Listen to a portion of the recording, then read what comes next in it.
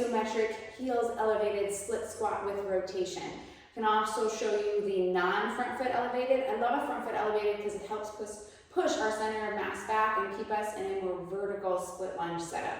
So with the front foot elevated, you can use a yoga block. It's a little bit more unstable, or in this case, I have a short bench. I have my toes hanging off in an effort to not grip through my toes. But you want to make sure that you have contact through that first mat head, or just that kind of what we call our transverse arch, so that forefoot, we're just letting the toes dangle off. In this position, setting up in that split lunge, I have my dumbbell or my kettlebell, and I'm holding in that kind of front rack position, goblet hold.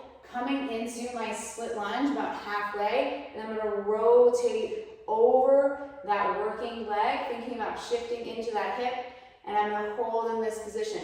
I'm pulling myself down, so really try and sense that hamstring in the back line of the, in this case, left leg. Inhale, exhale. Inhale, exhale.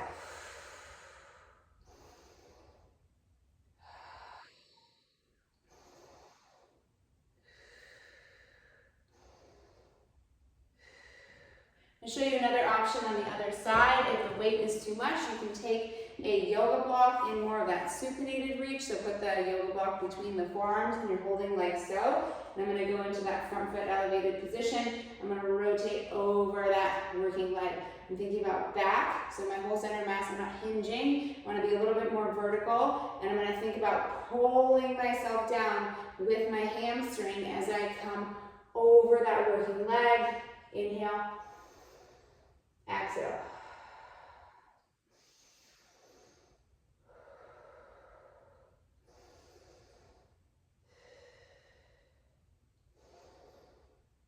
If I want to just do the split squat with rotation and skip the front foot elevated, it's very similar. You're just removing the bench. Foot up, going into that vertical step setup, coming down about halfway.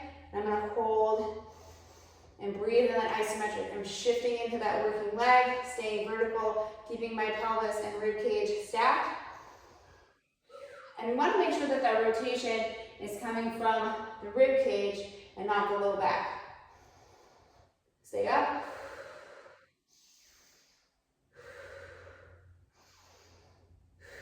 So that is your split squat isometric with rotation.